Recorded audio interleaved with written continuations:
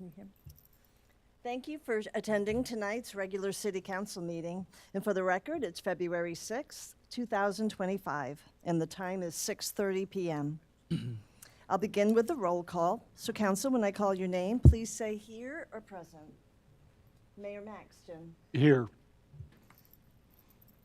Councilmember Stroop is not present.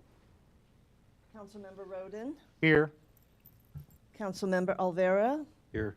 Councilmember Kerner. Here. And Councilmember Parker. Here. With 5 members of council present, a quorum is declared. Thank you, Christina. Would everybody please stand and join me in the Pledge of Allegiance? I pledge allegiance to the flag of the United States of America and to the republic for which it stands, One nation, under God, indivisible, with liberty and justice for all. A reminder to everyone that tonight's meeting is live broadcast. And we'd like to welcome everybody that's here in the room and also those that are joining us as part of the live broadcast. Because we do live broadcast, any comments that you make as part of the meeting, I ask that you use the podium that's up here because that microphone is tied to the live broadcast and allows the people that are watching to hear the comments that are being made. And if you do get an opportunity to speak, I'd ask that you introduce yourself.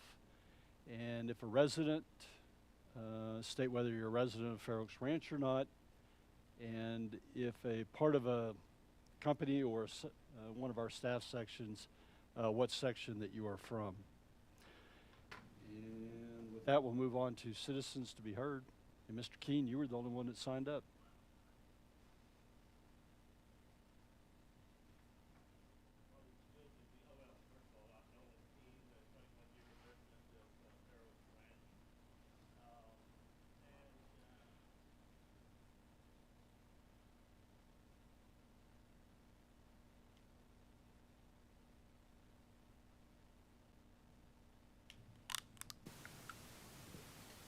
All right. Where was I? 21, still 21-year resident of Fair Oaks Ranch. And I decided to come here tonight because I observed something 5 or 6 weeks ago, I guess, that was disturbing when I observed it, and it just gnawed at me. So I thought, well, let's come talk about it. And I was westbound on Detail Corn about 11 o'clock on a Sunday morning, and somewhere around the Noble Ark area, and lo and behold, there was a woman in a baby carriage smack in the middle of the eastbound lanes, and all of the eastbound vehicular traffic was having to go over the double yellow. And my first reaction, what is she doing? And then part of me said, what is Fair Oaks Ranch administration doing with respect to transportation? So, and I guess I hearken back to a town hall meeting, excuse me, we had at Spring Creek Methodist when we were still trying to decide what phase 1 of Dietz redo was going to look like. And I remember it being a pretty contentious meeting. I know one guy held up his hand and said, what are we doing, building a road to nowhere? And I guess, I guess I wonder, what are we doing? First of all, I don't know where we are on phase 1, but when phase 2, hopefully, we will have a phase 2, there's a lot of difficulties involved there that we wouldn't see in phase 1. So my point is, I think that really, in transportation overall, I think in Fair Oaks Ranch, needs to really take a priority, because I live right off of Dietz Elkhorn. I see what the traffic looks like at various times of the day, and believe me, this is just a smattering of what we're going to see in the future, And you say we want to emphasize safety. Well, it takes some action otherwise to get to those safe conditions, and anyway, and that really, I would like to one day be able to bicycle to HEB, and that's looking down the road, maybe beyond when I'm here, but to make the city what we want it to be, well, it's going to take some transportation additions, so thank you. Sir, I could see you being around for another 30 or 40 years, so hopefully we can get something done in that time period. Thank you for your comments, and thank you for being here tonight. Mr. King was the only one that signed up as part of Citizens to be Heard. Is there anybody else that didn't get an opportunity to sign up that would like to speak? We have one presentation tonight on the agenda. February 15th is National School Resource Officer Recognition Day. And we do have two school resource officers as part of our police department. John Esquivel, who serves over at Fair Oaks Ranch Elementary, and Amanda Pena, who serves at Van Robb Elementary. And I apologize that they couldn't make it to tonight's meeting for the recognition, but they have long days that start early in the morning and they get off at 3:30, 4 o'clock. And this was just not something that met their schedules for attending tonight. But we still wanted to recognize them for all the work that they do in serving our school and our police department. And both of them are well integrated into their administration of their respective schools. And I continue to get extremely positive comments with reference to their presence and their actions at their schools. These compliments come from the BISD administration. It comes from the principals at their respective schools. It comes from teachers, and it also comes from parents. And through their efforts, they do provide an additional layer of security at their schools, but they also provide a positive image of police officers to our children. And honestly, to break the barriers of kids, individuals approaching police officers, and it's something that we want to instill in our children. But I'd like to thank them for the work that they do every day, and I ask all residents to reach out to our highly professional school resource officers and thank them for what they do. I do have a proclamation that I'd like to read real quick that we'll present to the SROs. And whereas the National Association of School Resource Officers is dedicated to making schools and children safer by providing the highest quality training to school-based law enforcement officers. And whereas school resource officers bridge gaps between youth and law enforcement and embrace a triad concept of school policing, serving in informal counseling, education, and law enforcement roles to support students and communities they serve. And whereas by training law enforcement officers to counsel, educate, and protect school communities, the SROs continuously lead by example and promote a positive image of law enforcement to school children and school communities. And whereas the SRO program across the globe are founded as collaborative efforts by police agencies, law enforcement officers, educators, students, parents, and communities to create safe learning environments, provide valuable resources to school staff members, foster positive relationships with students, and develop strategies to resolve problems that affect youth with the goal of protecting all children so they can reach their fullest potential. And whereas school resource officers are valuable and essential members of the education community, and they deserve unwavering respect and support from the public in the pursuit of keeping schools and students safe. Now and therefore, the City Council of the City of Fair Oaks Ranch recognizes February 15th, 2025 as School Resource Officer Appreciation Day, and further extends appreciation to our school resource officers, Amanda Pena and John Esquivel, and to all school resource officers for the vital services that they perform in their exemplary dedication to communities they represent. And I pass the formal proclamation on to Chief, and we'll pass it on to our school resource officers. But Chief, would you please pass on our appreciation for what they do every day? I will. Thank you very much. Thank you. Next, we'll move on to our consent agenda. We have 5 items on the consent agenda tonight. First is the approval of the January 16th, 2025 regular city council meeting minutes. Second, approval of the first reading of an ordinance of the city council of the city of Fair Oaks Ranch, Texas, amending chapter 12, traffic and vehicles, article 12.0, general provisions, section 12.0.002 of the city of Fair Oaks Ranch Code of Ordinances, establishing yield signs in Setterfeld Estates.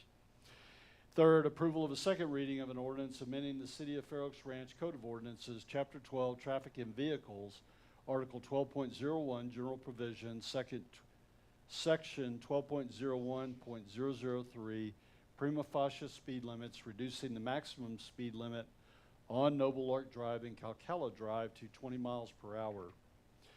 Fourth, approval of a second reading of an ordinance amending the City of Fair Oaks Ranch Code of Ordinances, Chapter 13, Utilities, Article 13.03, Water and Sewer Systems, Division 3, Part 2, Drought Contingency Plan, and amending Appendix A Fee Schedule, Article A9, and drought surcharge rates to include a 4th stage. And last, approval of a resolution ordering a general election to be held in May 3rd, 2025 for the election of council members Place 3, Place 4, and Place 5, and to authorize the election to be held as a joint election and to authorize the city manager to execute all documents in connection therewith. Is there any council member that wishes to remove any of the items from consent to consideration? With that, could I get a motion to approve the consent agenda? I so move. Laura, and a second. Second. Keith, all in favor of approval of the consent agenda, please say aye. Aye. Aye. Any opposed? The consent agenda is approved. Thank y'all. And we have 2 consideration items tonight to go through. And first is the consideration and possible action approving a resolution authorizing the execution of a work authorization with STV Incorporated. And this will be for engineering services for the Ammon Road Reconstruction Project. And Grant, you're going to lead us through this? Yes, sir. All right. Good evening, Mayor, Council. I'm Grant Watanabe, the Public Works Director for the city. So last year, the voters approved the issuance of general obligation bonds for 4 specific roadway CIP projects. They included the Dietz Elkhorn East reconstruction, which is currently under design and on schedule to be bid this spring, with construction starting sometime in the summer. The second project was the Battle Intense Mill and Overlay, which has been awarded, and construction is scheduled to start next Tuesday. There's actually public notice scheduled to go out tomorrow to the city's website and social media channels. The third is the Ammon Road reconstruction, which is the subject of this agenda item. And the fourth was the Rolling Acres Trail reconstruction, which we will be budgeting to start design next fiscal year. The Ammon Road reconstruction project, as proposed, will reconstruct approximately 2.17 miles of Ammon Road from the northern city limit at the Kendall County line to the eastern city limit at the Comal County line. The existing pavement width varies from 21 to 26 feet wide, and the planned pavement width is 26 feet, which includes 2 11-foot lanes and 2-foot paved buffers on each side of the roadway. The buffer will provide the benefits of a paved shoulder, but will not be striped based on past discussion and in keeping with the rural character of that area of our city. The benefits of that buffer includes a recovery area for vehicles to reduce the risk of running off the road, and for structural support and longevity of the pavement. The current right-of-way width varies from 40 to 46 feet wide, and no additional right-of-way is expected to be needed for this project. Among the city's 4 on-call consultants in the roadway CIP category, STV Incorporated was identified as the best qualified for the Ammon Road reconstruction project. They have extensive experience in transportation, drainage, and multidisciplinary projects in the Sanatorian area, and provided exemplary engineering services to the city on past projects such as the water plant to hydropneumatic tank upgrade. In the fall of last year, city staff and our GEC, our general engineering consultant, completed scope and fee negotiations with STV for engineering services. The scope included project administration, field and right-of-way surveying, subsurface utility engineering, utility coordination, geotechnical investigation, schematic design, and preparation of final plans, specs, and estimates. Now, there are some low water crossings within the project limits. On the north-south leg of Ammon Road, there's a portion that crosses the 100-year floodplain. And on the east-west leg of Ammon Road, there's at least one low water crossing. During the schematic design phase, the consultant will develop up to 3 low water crossing alternatives for consideration, similar to what we did for the Rolling Acres Trail and Silver Spur low water crossings. In those cases, they're going to evaluate the improvements that are necessary to convey the 5, the 10, or the 25-year storm underneath the roadway. The scope also includes several supplementary services, including the preparation of environmental reports in coordination with the Texas Historical Commission, preparation of right-of-entry agreements needed for surveying the adjacent properties, and subsurface utility engineering test hole services. The cost for engineering-based services is $716,745, and the cost for supplementary services is $33,872.50, for a total cost of $750,617.50. In accordance with our current roadway CIP, the city originally planned to fund engineering services for this road bond project across 2 fiscal years, the current fiscal year and next fiscal year. But due to savings on the battle-intense Millennium Overlay Bond project, the entire design phase can be funded this fiscal year, and the remaining bid and construction services can be funded at a future time. So the cost for design services this year is $662,062.50, which is the amount reflected in the draft work authorization included as Exhibit 2. And the cost for bid and construction services is $88,550, which will be issued as a subsequent work authorization once the funds are available. Again, the total is $750,617.50, and the proposed motion is shown at the bottom of this agenda item. I'm happy to take any questions at this time, and there is a representative here from STV as well, Louis Cuellar from STV, to help answer any questions you may have. Council, any questions? And Grant, just for clarification for me, in the engineering services, it takes from where we're at now, and we'll complete everything that we need to go out for bid for construction. So basically, the next step after this is the construction of the road, or the reconstruction. Well, we're expecting design to take at least 1 year. Right. But yes, once design is complete, the consultant will also provide services through the bid phase and through the construction phase to the end of the project. Okay. Yes, sir. I guess that's just to clarify, so they'll stay with the project till it's complete? Correct. Okay, Correct. all right. Everybody else good? Yep. Anybody else here have a question related to this, this topic? Then can I get a motion to approve a resolution authorizing the execution of a work authorization with STV Incorporated for engineering services in support of the Ammon Road Reconstruction Project for $662,062.50 and a subsequent work authorization for $88,555 for a total value not to exceed $750,617.50, expenditure of the required funds and execution of all applicable documents by the city manager. From Scott, in a second.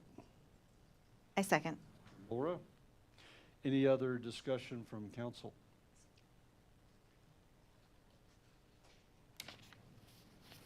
Motion on the table, all in favor, please say aye. Aye. Aye. Any opposed? The motion is approved. Thank you, Mayor. Grant. I'll move on now to our second consideration item for tonight, which is the consideration and possible action approving a resolution amending Resolution 2024-50 to add a civilian investigator job title to the fiscal year 2024-2025 pay schedule. And Scott, do you want to? Yes, sir, I'll take this one. Thank you, Mr. Mayor, Council. As mentioned, this item proposes to amend the pay schedule to include the job title of civilian investigator. And as the resolution states, the council adopted the most recent pay schedule resolution as part of our adopted budget last fall. And since that adoption, the police chief has recommended the addition of this civilian investigator position. And it's intended to improve efficiency in the department by allowing trained, experienced civilian personnel to handle key investigative duties. Those include reviewing case files, conducting research, analyzing evidence, and assisting in case preparation. And administratively, the civilian investigator will work under the supervision of the CID sergeant as the uniform position assigned to that division. I need to note that the position does not increase the overall budgeted position count for the city. As proposed, we would use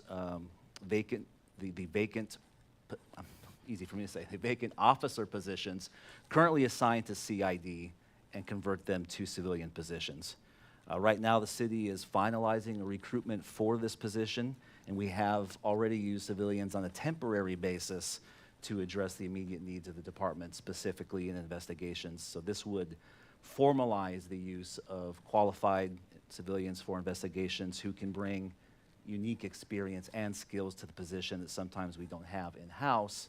And this allows us to broaden the talent pool for recruitment for such a position. So I think that's really all I have. Obviously, I recommend approval of the resolution. I'm happy to answer questions you have, and Chief Smith can answer any operational questions you may have. How many vacancies in that department? Total in the department, I'm going to say. Well, for you said that it wouldn't increase any financial burden because you'll use the vacancies in that department to fill this. How many vacancies are there? So we do have, and some shuffling, so I have to think about this for a second, what way to fill in the gaps. But we essentially have one officer that's currently signed to there, and a vacant officer position, and a sergeant that's been reassigned. So it's effectively two vacancies overall, and we've shuffled some more control to keep the decks. But essentially, it's two vacant positions ultimately we'll be looking to fill. If they do get filled, then, and we have this position filled, will we have to increase the budget? The job, the pay grades of these two positions is almost a net neutral. It's a very slight savings to use a civilian versus an officer, so there should be no increase to the budget. We're just civilianizing these positions. Got it. Specifically for investigations. Thanks. Or do you have something? No, Ruben covered my question. So in the past, we hire police officers, and over time, we select the ones that we want to go into the investigative division. And so they're hired as police officers, but then slated there. What we're really looking at now is creating a specific position as an investigator to serve in our police department. Yes. So it's not taking away from our current police force, because these individuals, police officers, have always been serving in the investigative division while we still have the force that we need to maintain security in the city. Yep, same number of patrol officers, same number of investigations personnel. The only difference is 2 would be civilians, ultimately. Any other questions? Anybody else? Does anybody else here tonight have any questions that they'd like to address? Then can I get a motion to approve a resolution amending Resolution 2024-50 to add a civilian investigator job title to the fiscal 24-25 pay schedule? So moved. Second. And Christina, the second was from Ruben. Did you get that? All right. Any other discussion from council? With the motion on the table, all in favor, please say aye. Aye. Aye. Any opposed? The motion is approved.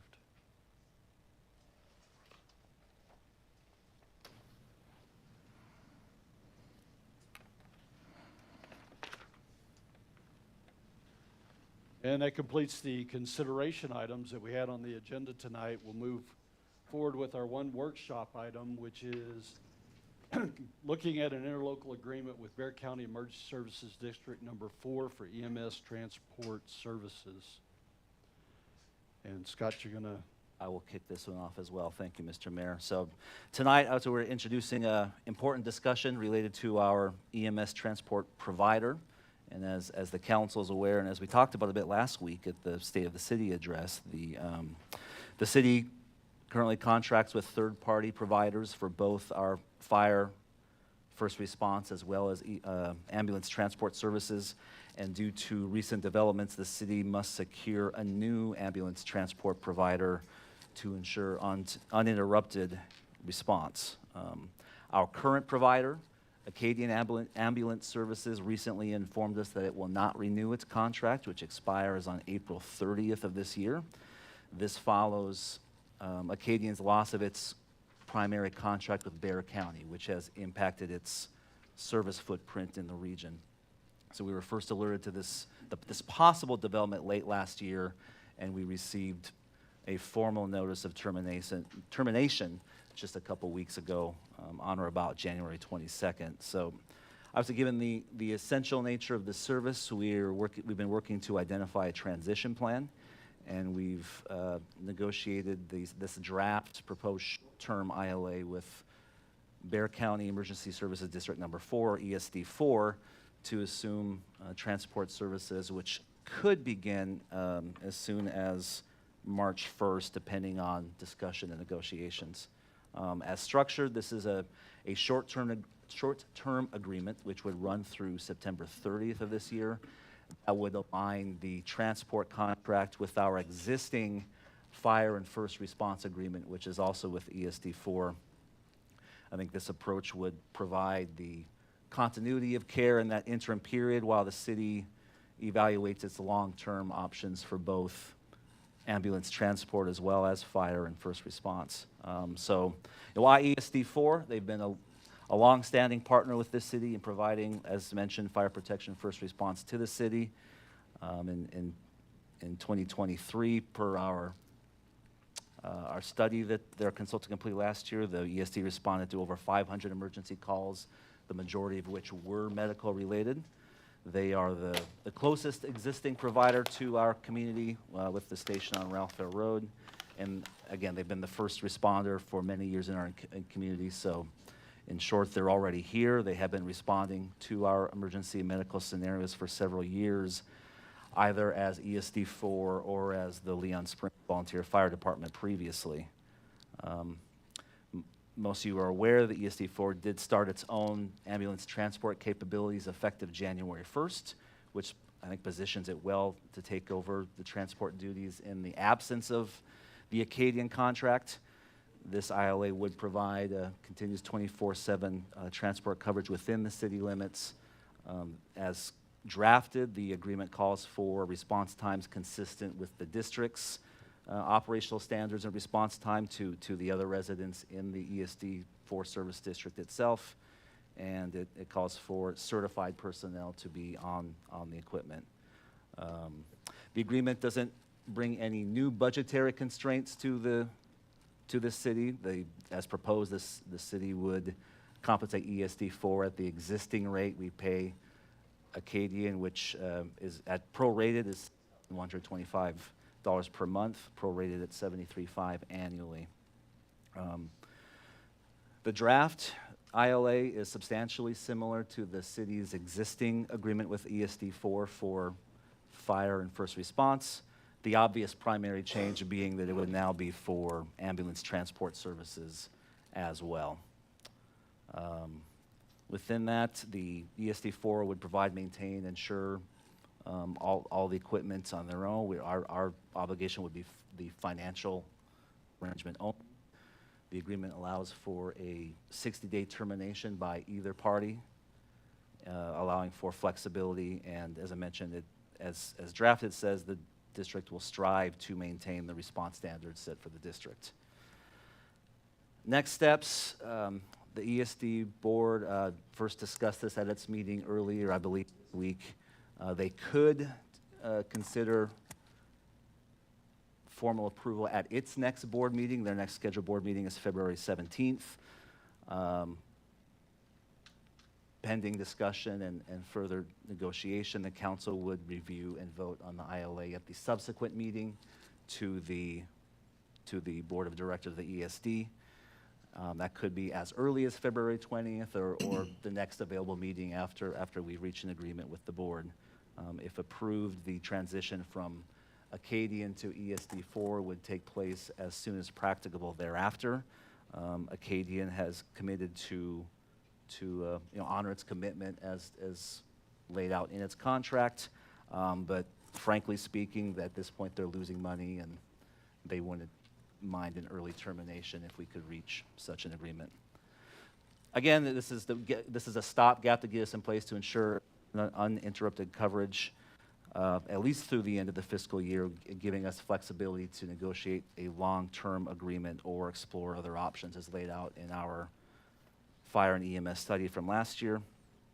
And tonight's discussion is an opportunity, obviously, for the council to review the proposed agreement, provide direction back to the ESD Board of Directors. So look forward to your feedback. I will answer questions as best I can. Division Chief Michelle Brown from ESD4 is here if you have operational questions. We'll try to tag team those as well. And with that, Mr. Mayor, I'll stand for questions. Thanks, Scott, and pretty thorough.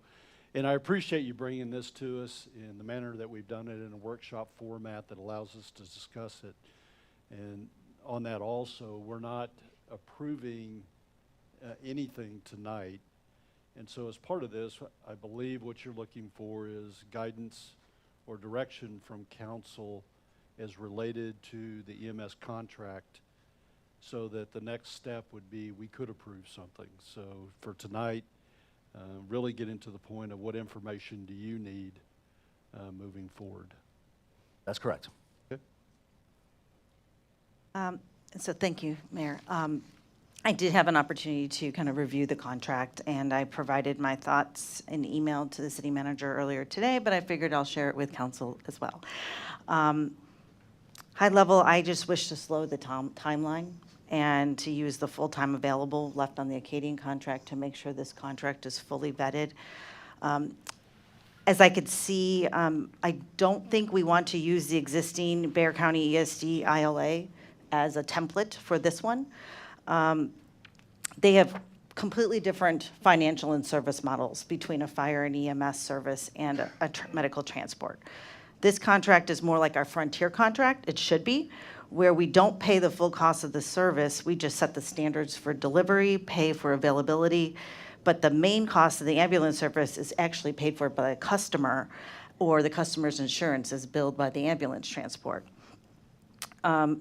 The ILA specifics and definitions, if we want to use that from the previous ILA, that's fine. I think it should be in the form of an ILA, but using the meat of it is not going to be suitable for this particular model.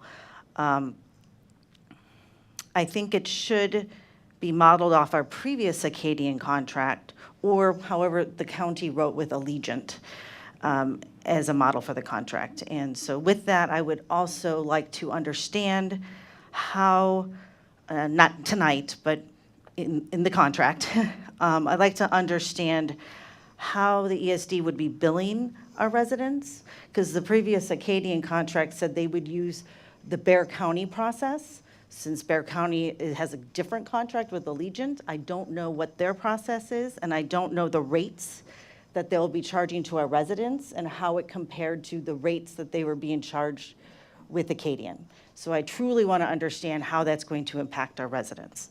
That was bullet point 1. Bear with me.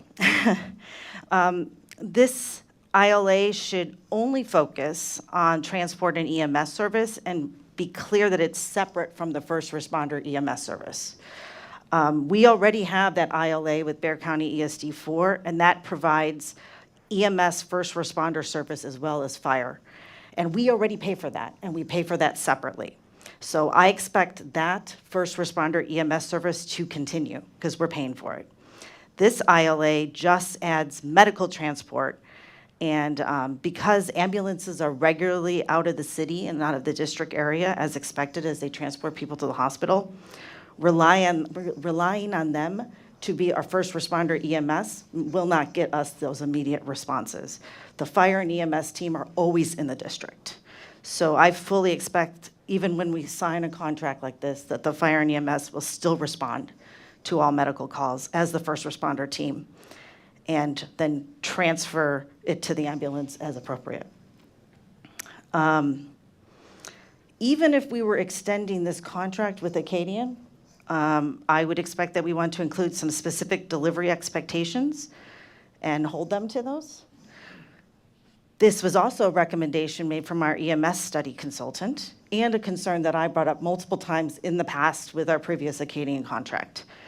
This is even more important if we're going with a vendor such as ESD4, who has been providing this service for less than 45 days. I have no data to know how they're providing the service right now to the district, and no assurances that adding new services to a brand new service they're currently providing, that they can continue to support that. So with that, I think it's very important that we provide response time requirements. We should have the average response time expectation, which is equivalent to what we had with Acadian. If you look at our EMS study, they benchmarked it in the EMS study that Acadian had a 70th percentile 11-minute response time. So I think it would be appropriate that we include that same response time in this contract. And again, as I remind, that's separate from the first responder EMS response. Let's see. I think we should also set the minimum expectations for ambulance equipment and personnel certification. Right now, as written in this format, we just say, you set those expectations. Our current contract with Acadian, we set very specific expectations, and I think we should keep that. We expect that ambulance service units be deployed in our city to be designated by Texas DSHS as a mobile intensive care unit, with staffing of at least one EMT basic and one EMT paramedic certified within the state of Texas. And so that, I think, would cover all of the medical conditions that we would expect in the city. That's what we've had in the past with Acadian. I just want to make sure it's documented in the contract as an expectation. We could have some contractual language for some financial consequences if they do not meet those requirements. I'm not hard set on that for this extension, but most definitely when we do something in October for the long-term renewal of whoever we go with, that we include that. Almost done, apologize. And this is in writing, so you have it already, Scott. I don't expect to pay for any ambulance equipment costs. Our fee should just be availability. That's how our Acadian contract is. It's the responsibility of the medical transport to ensure they charge the customers appropriately based off of their expenses. So if we were to model this contract off Acadian, I think that would cover that for us instead of how it's written now. And in there, it says we're relying on their SOPs and their MOUs.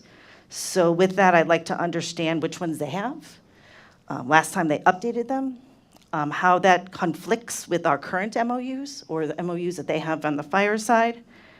And I'd like to understand if they can't show up, who will, and what we should expect. I don't need these answers tonight because obviously we're not voting. These are things I'd like to see. And then also, I think this was left over from old contracts that we had when we were at Leon Springs. But I'd like to remove the reference that the city should be allowed to attend their ESD meetings. That's old language from when Leon Springs was a private organization and had private board meetings, and we wanted to ensure that we would be allowed into their private board meetings. That's no longer the case. ESD is a public entity. They have open meetings. Not to mention, we're the customer, and I would expect them to come to us if we have any issues. So that's my short overview of some of my concerns that I had. In general, I'm just asking that we basically rewrite it in a totally different format and actually provide standards. And you have that, so, thank you. Thanks, Laura. Very thorough. Anybody else? I just have one thing to add or maybe question, and it might be something that our attorney can answer, and this is general to most of the contracts we've executed in the last few years, but when it comes to insurance, it seems like we only require $1 million, which seems extremely low in today's time and circumstances. So I'd like us to take a look at what the insurance that we require from our vendors should be, because I do know that the world has changed since probably these contracts from years and years back. $1 million might have made a difference, but I think we should certainly up it just to protect the city and protect people who might have to claim on that, in addition to everything Laura said. So I'd like that looked at as well. Anybody else? I just want to get a little bit further into the weeds. Are you guys hearing me now? Okay. And it may be for the chief to answer for me. Is part of the plan to staff the ambulances with the people who previously would have responded before transport was required?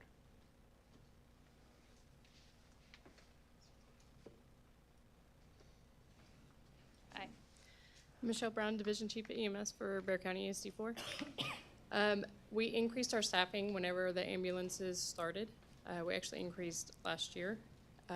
As we continue to increase staffing yearly by yearly, where we're still increasing, we're going to continue to add as much as we can on the ambulance side. We're actually already talking about adding ambulances, so that would increase our ability to respond both ESD4 area and Fair Oaks Ranch. And this is not argumentative, but my concern is that if you're using existing personnel who would have been here under our initial contract, right, for emergency services, and if they are now riding the ambulance, and knowing how often ambulances are tied up transporting, right, because this is a transport contract, right? I just want to make sure that somebody's going to show up at my house when I do something stupid and fall off the roof, and that you guys are staffed to go ahead and do that. And I'd like to hear that from you. I think the citizens would like to hear that from you. Oh, absolutely, yes. And kind of as Ms. Carner was saying, the MOUs in place, that's if all of our ambulances are out. Our engines still have ALS capabilities and can start the first responding part of it. The ambulance with our MOUs could come in and transport, but that's if all of our ambulances are out. I get that they're ALS personnel, but that are they paramedic personnel? Yes, Okay, yes. all right. Thank you. Mhm.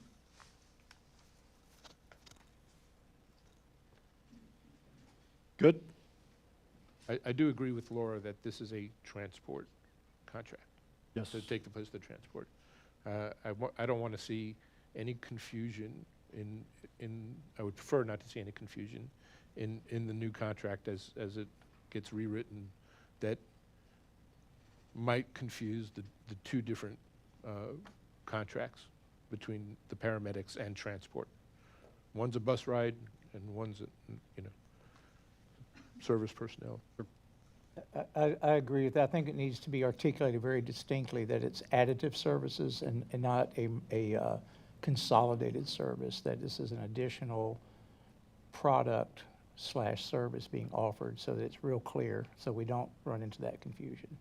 And we need to understand how they administer it over there as well, since this is new to them. So how are they going, to Laura's point about SOPs and the MOUs, how are they going to articulate the difference and what's the protocol with that? So I think that's going to be real important for us. All good points, and we had the ESD administration, after we got this draft already, discussed more specificity on the response time. That was the one thing that really stuck out to me as well. So I agree with that comment completely. I thank the ESD for providing us a starting point. I think that if we have general agreement on the terms and conditions, I don't expect an objection to using language that's more consistent with our current ambulance agreement. I don't expect the ESD to object to that. I think that makes sense. I don't expect that to be a problem, but if we're with the basic terms, the outline, obviously the payment, I think that's good direction to get something done. Anything else? Good. Anybody else here tonight? Any questions? Reference the EMS contract. Scott, did that provide you all the information you need to, any other questions or concerns? I think so. I mean, I have a lot of notes, obviously, but again, there's nothing in here I see as insurmountable whatsoever. We're already got a meeting established for early next week to go over these items with my counterparts on their side, and no, I think this gives us a good framework. Mayor, are you aligned with using the time available to us to make sure the contract is well-written instead of rushing to get to March 1st? Am I in line with that? Yes. Okay, good. Yeah. We want to do it right versus fast. Yeah, okay. No, I don't have a problem with that either. Obviously, my intent was to get something before you as quickly as possible. The clock is ticking, so I thought it was important for you to see something on paper. Get it, thank you.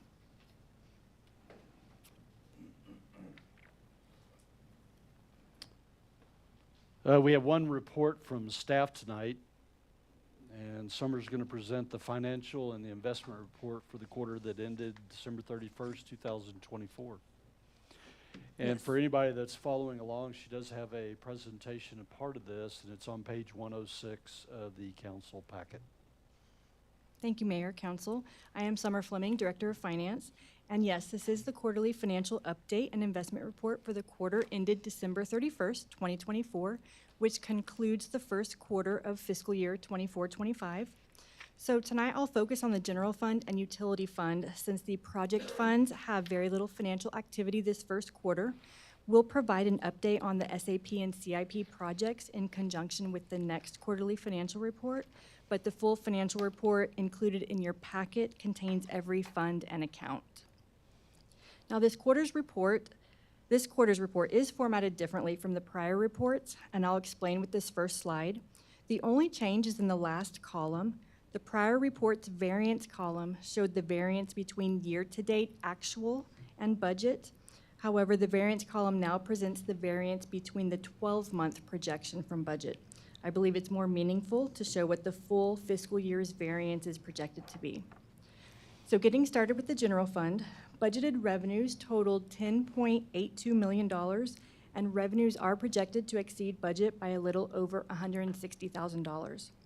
This quarter, revenue totaled almost $4.9 million, with most of that in property taxes, and property taxes are expected to exceed budget by over $76,000. That's based on levy adjustments to date. We may see this variance change throughout the year as appraisal protests are settled and the levy is subsequently adjusted. Sales tax collected this quarter totaled $152,000, and that is for October sales only because sales tax is distributed to the city by the state comptroller 2 months in arrears.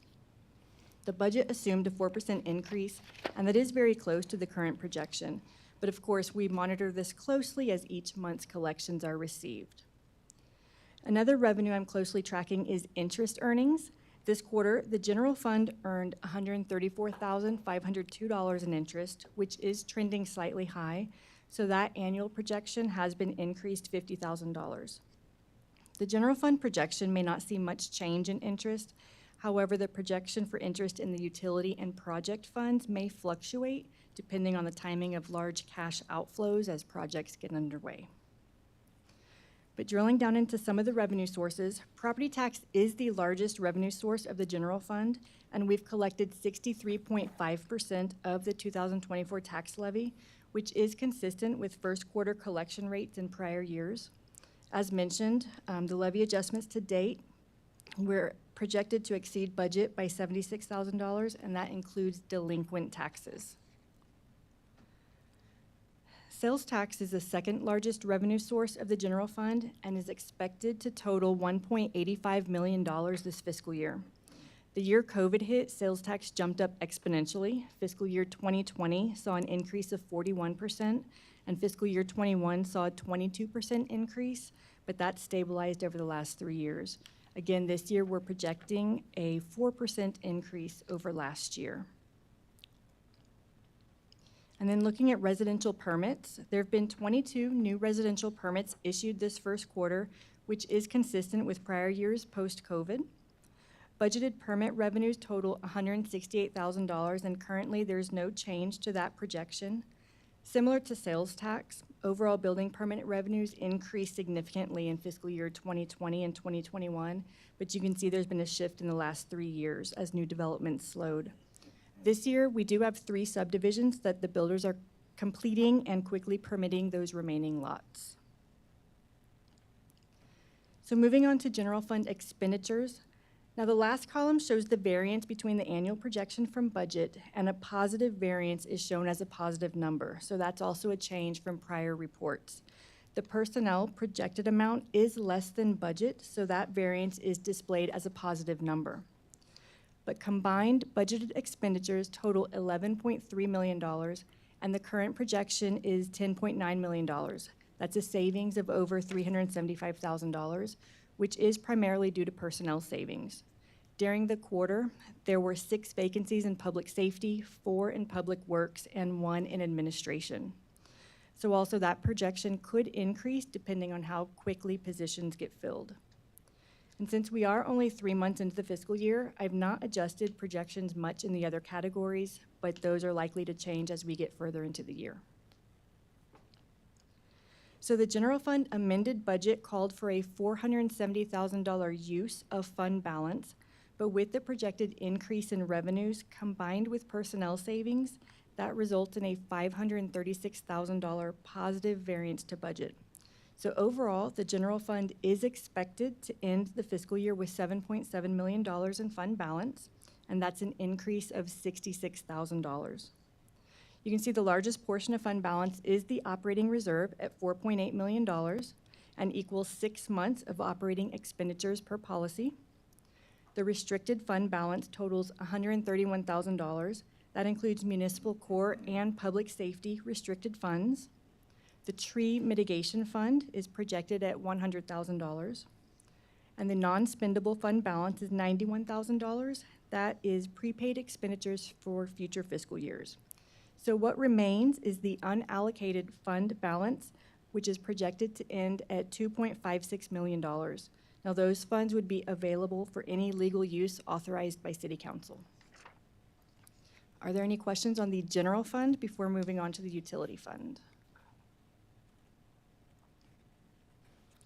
So for the utility, combined operating revenues budget is a little over $6 million, and the projection has been increased about $418,000.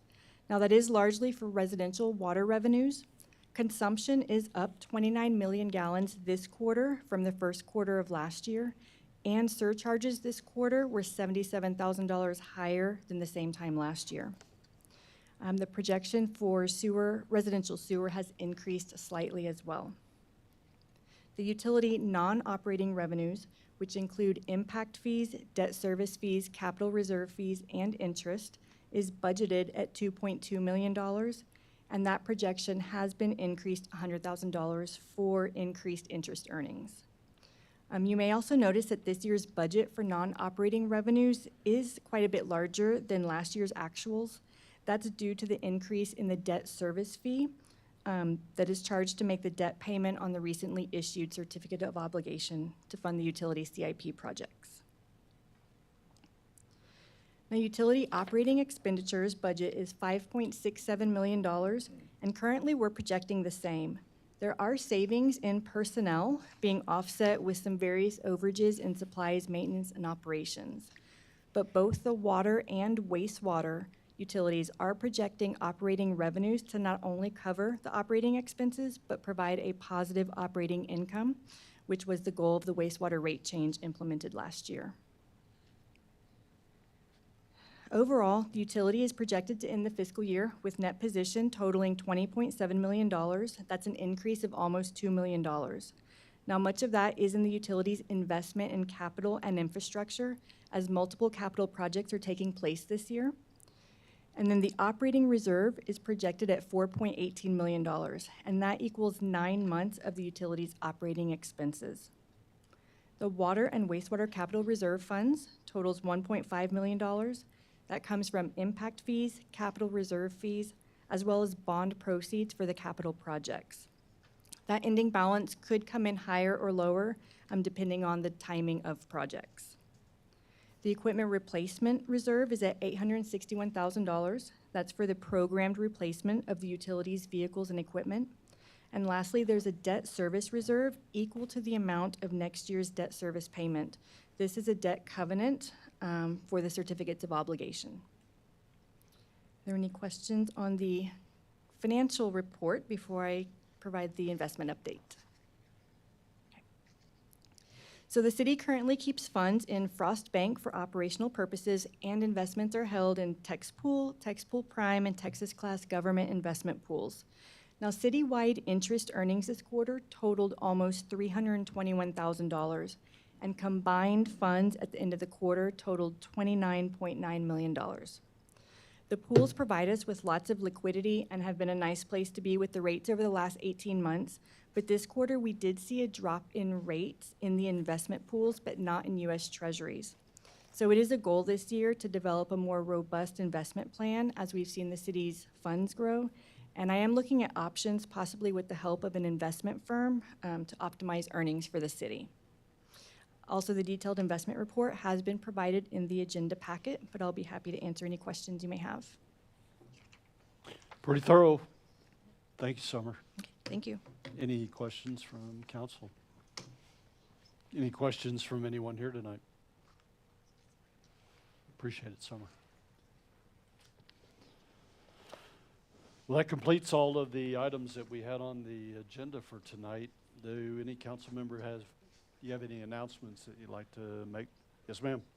I would just like to thank the mayor and the city manager for doing an excellent job in our state of the city. You guys did a wonderful job of sharing everything that's going on. And I just wanted to say thank you for that. And official welcome to our new chief. Thanks, Laura. Very nice. Anybody else? I do have a couple of announcements.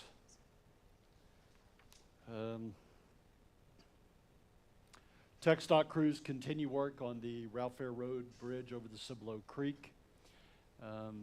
Starting tonight, in fact, probably right now, they are working on putting the concrete spans as part of that bridge.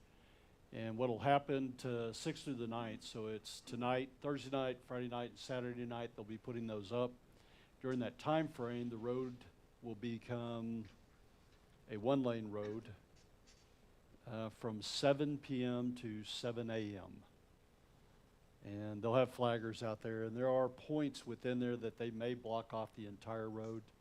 But kudos to TxDOT that they're doing it late at night when we have a low amount of traffic on the road. And good news, the construction project at Fair Oaks Parkway and Dietz Elkhorn Road is near completion. I don't know, we'll finish up paving the road next week. Is that Early next week. expect by the end of the week that we'll have the road back open. And by the 1st of March, there's some other cleanup that they need to do. The entire project will be complete and they'll move on. With that, next week, we'll do the reconstruction of Battle and Tents. And so this will occur between the Cibolo Trails subdivision and the River Valley subdivision. And if you drive the road, it's the area that did not get a center line painted on it. So it's pretty easy to identify. During this period, Monday, they'll pre-position equipment and believe they'll start construction on Tuesday. And construction will last Tuesday, Wednesday, and Thursday. They're going to mill and overlay the road, and then there's some full-depth reconstruction that they're going to do as part of it also. It'll take them the full 3 days. During that entire time frame, the road will still be open with only one lane of traffic, and with it also, we'll have flaggers out there that will stop you, let one direction go, then they'll stop it and let the other direction go. You may want to find, well, you may want to take Ralph Fair. Post-oak wilt season has begun. From February 1st through June 30th, the pruning and cutting of oak trees is prohibited within the city of Fair Oaks Ranch. Also, any open wounds to oak trees should be painted immediately. This is to prevent the spread of oak wilt throughout our community. During this time of year, the beetles that can spread oak wilt are most prevalent, and that's from February 1st through June 30th. And bottom line, overall, we want to protect the scenic oak trees that make our city a unique place. And last, the filing period for places on the ballot for the city's general election, which will occur on May 3rd, is currently open. The filing period is open and will close at close of business on February 14th. If you're interested in filing an application for this election, please contact our city secretary. And Scott, that's all the announcements I had. Anything to add to it? Covers it pretty well, but I'll loop back on those aforementioned center lines. As many people in the city know, we had a more interpretive version of our center lines along Battle and Tense and around High Echelon than we're used to.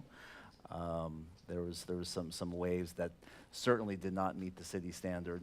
I want to emphasize and thank the Public Works team for its quick response to that. The work by the contractor was completed late Friday afternoon. The work was inspected on Monday with obvious defects. We put a remediation in place Tuesday and Wednesday after some rain, and then work was begun, and those have been cleaned up and are straight now as of this afternoon. So if you go along Battle and Tense, you'll see a much better product throughout that stretch than you saw last week. So again, not what we expected to start, but the team got out there and corrected very quickly. The contractor was more than willing to work with us, agreed with the issue, and put it in place quickly. So thank them for getting on that quickly. And I think you covered the rest, Mayor, so that's all I have. Thank Thanks, you. Scott. Does any council member have any items that they'd like addressed at a future council meeting, added to a future agenda? Okay. We will go into executive session tonight. Pursuant to section 551.101 of the Texas Open Meetings Act, Texas Government Code, a quorum of the governing body hereby convenes into closed session. And we'll do this under section 551.071, consultation with attorney, and specifically discussion related to possible terms and conditions necessary to resolve disputes that have been the subject of ongoing litigation with the development commonly known as Bernie Ranch Estates LLC, or also known as Fair Oaks Meadows. And Scott, we'll need you, the assistant city managers, the attorney. The Public Works Director, please. Everybody else would be excused. I expect this executive session to take no more than 30 minutes. Christine, I have the time now is 7:33, and we are moving to executive session.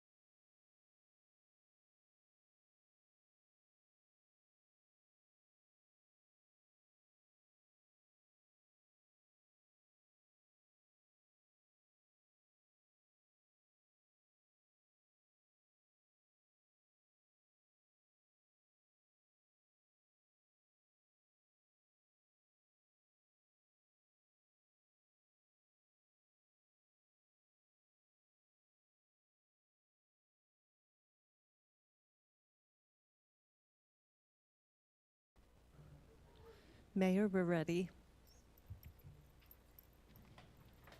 Can you hear me? Christine, I have the time now is 8:11, and we are back in open session. During the time frame that we were in executive session, there were no decisions made that required a consideration item back in open session. Christina, from your standpoint, anything else that we need as part of tonight's meeting? No, sir. Anything we missed? Nope. Scott, anything from your end? No, sir.